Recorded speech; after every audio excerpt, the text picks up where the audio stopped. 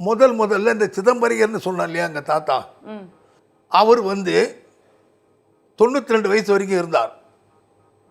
92வது வயசில் நான் அப்போ வந்து சபரிமலைக்கு போகிறதுக்காக நான் மாலை அணிஞ்சிருந்தேன். அப்போ அவருக்கு திடீர்னு கீழே ஊந்துட்டார். கீழே ஊந்து பெராலிட்டிக் அட்டாக் மாதிரி ஒரு ஸ்ட்ரோக் வந்துடுது. அப்போ நான் போகலாமா வேண்டாமான்னு தெரியல. என்னுடைய குருசாமி வந்து என்னுடைய சிஸ்டருடைய ஆத்துக்காரர் என்னுடைய குருசாமி.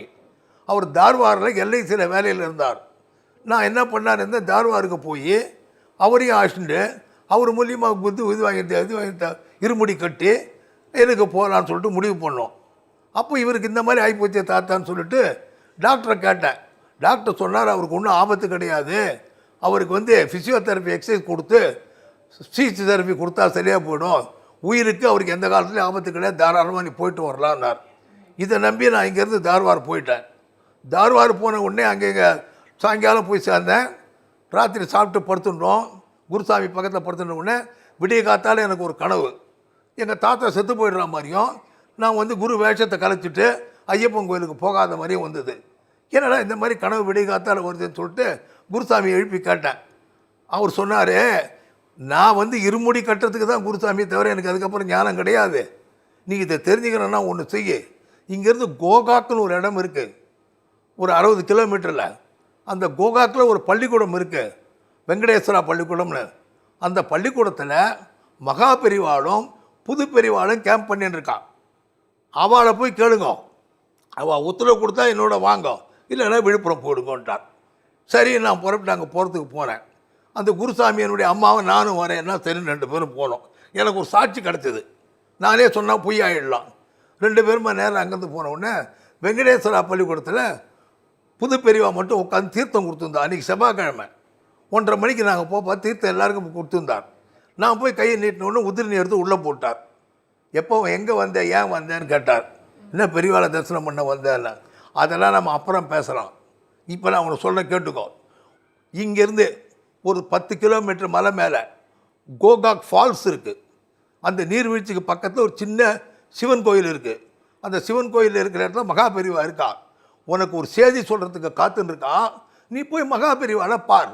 மகா பெரியவா என்ன சொல்கிறான்னு கேட்டு எங்கிட்ட வந்து சொல்லிவிட்டு அப்புறமா ஊருக்கு போடலாம். எனக்கு ஆச்சரியம் தாங்கலை. நான் வர்றது எனக்கே தெரியாது, 2வது புது பெரியவாளுக்கு எப்படி தெரியும்? அந்த காலத்து செல்ஃபோனும் கிடையாது, ஒன்றும் கிடையாது.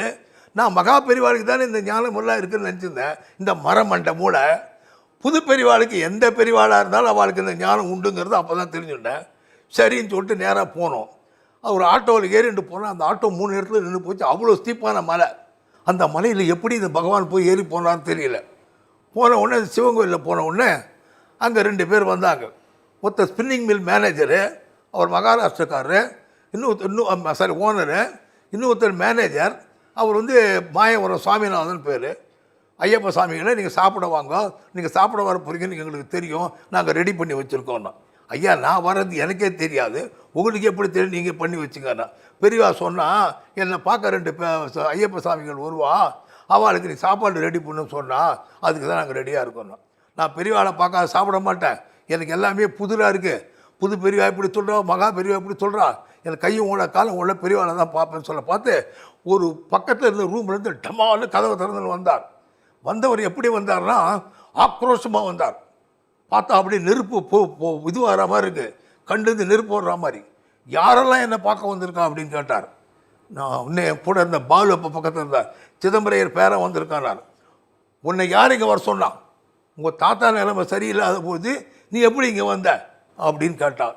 நான் சொன்னேன், டாக்டர் சொன்னார் ஒன்றும் பயம் இல்லைன்னு சொன்னார். டாக்டர் என்ன பண்ணுவான், ஊசி போடுவான், மருந்து கொடுப்பான், பிராணனை கூட பிடிச்சி வச்சுப்பான்.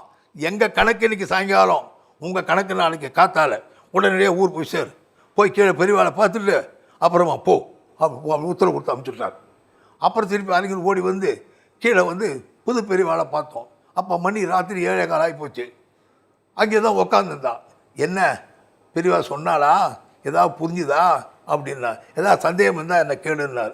ஏதோ கொஞ்சம் புரிஞ்சா மாதிரி இருக்குது, கொஞ்சம் புரியாத மாதிரி இருக்குன்னு சிரிச்சில்ல. என்ன பண்ணார், விபூதியை குங்குமத்தை இதை இலையில போட்டு இதை உங்கள் தாத்தா கிட்ட கொண்டு போய் சேர்த்துருன்னார். எங்கள் தாத்தாவுக்கு உடம்பு தெரியாத இவங்களுக்கெல்லாம் எப்படி தெரியும்னு தெரியல. தாத்தா கிட்ட போய் சேர்த்துடுறார். நான் சொன்னேன், இதை போஸ்ட்டில் அனுப்பிச்சுட்டோமான்னு கேட்டேன். நான் வந்து பேரன் கையால் கொடுங்குறேன், நீ போஸ்ட்மேன் கையால் கொடுக்குறீங்க, நீயே கொண்டு போய் கொடுன்னார். அப்போ நான் ஒன்று செய்கிறேன், இந்த பொட்டலம் கட்டிக்கிறேன், சபரிமலைக்கு போகிறேன், அந்த பிரசாதத்தை எடுத்துக்கிறேன், எல்லாத்தையும் எடுத்து எங்கள் தாத்தாட்ட கொண்டு போய் கொடுக்குறேன். அதுக்கு அவர் சொன்னார், நீ காடு மலையெல்லாம் சுற்றின்னு வர வரைக்கும் உங்கள் தாத்தா அவஸ்தைப்பட வேண்டாம், உடனே எடுத்துன்னு போனார். பஸ்ஸு 6:45 சரியாங்க, சாயங்காலத்தில் கிடையாதான், திருப்பி நாளைக்கு காத்தால் தான் நான் இங்கேயே படுத்துக்கிறேன்னார். இல்லை அந்த பஸ்ஸு லேட்டாக வரும், நீ போனார். அது எப்படி சொன்னாரோ தெரியல. அங்கே போய் பார்த்தா பஸ்ஸு லேட்டாக வந்தது. உடனே அந்த பஸ்ஸை பிடிச்சி நேராக தார்வார் வந்தோம்.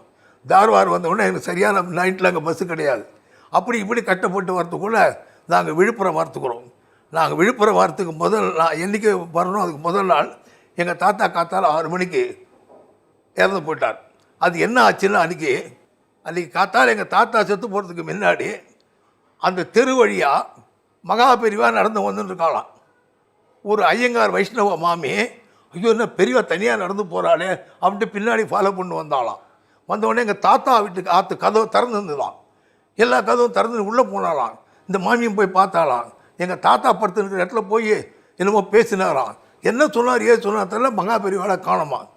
மாமி மாமி மாமி மகாபெரிவா இங்கே வந்தாலே எங்கேன்னு எங்கள் அம்மாவெல்லாம் பார்த்து கேட்க ஆரம்பிச்சுட்டாலாம். அப்படிலாம் யார் இங்கே வரலையா, மகாபெரிவா எங்கே இருக்காங்க, அவள் இதில் எல்லாம் இருக்கா, கர்நாடகாவில் இருக்காளே எல்லாம்.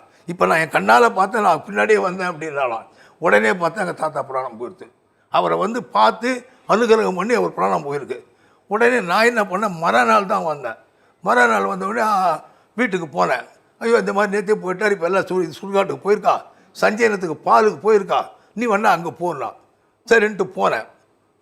காத்தால் 7 மணிக்கு போனவா 9 மணி மட்டும் எல்லோரும் உட்காந்துருக்கா, எங்கள் அப்பா, எங்கள் சித்தப்பா, எங்கள் மாமா எல்லாம். என்னென்னு கேட்டால் உடம்பு பூரா வெந்து போச்சு, சாம்பலாகிடுது. இந்த மார்பாகம் மட்டும் கொழுந்து விட்டு எரிஞ்சுட்டு இருக்கு, தக்கன்னு தணல். என்ன காரணம்னு தெரியல. எல்லோரும் வந்து என்னை பார்த்தோன்னே வான்னாங்க. போனேன், எனக்கு என்ன பண்ணுறதுன்னு தெரியல. பெரியவா என்ன சொன்னால், இதை தாத்தா கிட்ட சேர்த்துருந்தாரா, இது தப்போ ரைட்டோ, இதை கொண்டு போய் என்ன பண்ண ஒரு மாரில் கொட்டிட்டேன். உடனே ஒரு புகை அப்படியே கபால் வெளியில் வந்து ஒரு பிங்காக ஒரு ஒளி வெளியில் போச்சு மேலே. இதை நான் மட்டும் பார்க்கல, எல்லாரும் பார்த்தா, எங்கள் மாமா, சித்தப்பா, அப்பா எல்லோரும் பார்த்தா. ஆஹா, பேரனுக்காக தான் காத்திருந்தார் போல் இருக்குன்னா. பேரனுக்காக இல்லை, பெரியவா பிரசாதத்துக்காக காத்திருந்தாரு. இப்போ என்னுடைய கேள்வியெல்லாம், இதெல்லாம் எப்படி நடக்கும்?